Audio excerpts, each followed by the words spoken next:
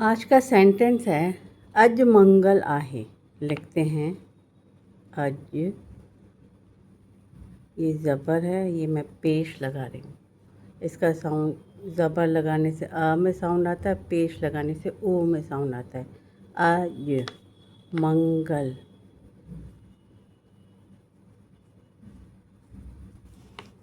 आहे। इसकी मीनिंग है आज ट्यूसडे है, आज मंगलवार है। उठाते हैं अज,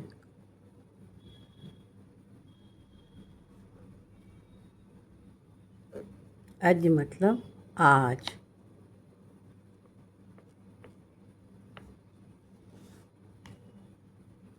मतलब टुडे।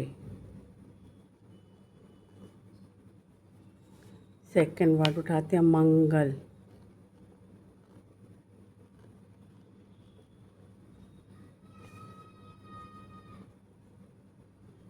मंगल मतलब कि ट्यूसडे। मंगलवार।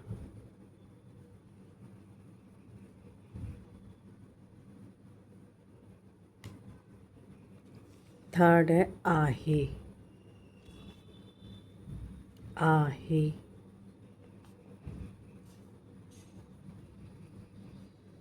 मीन्स है।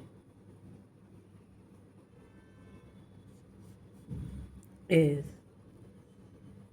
तो सेंटेंस है,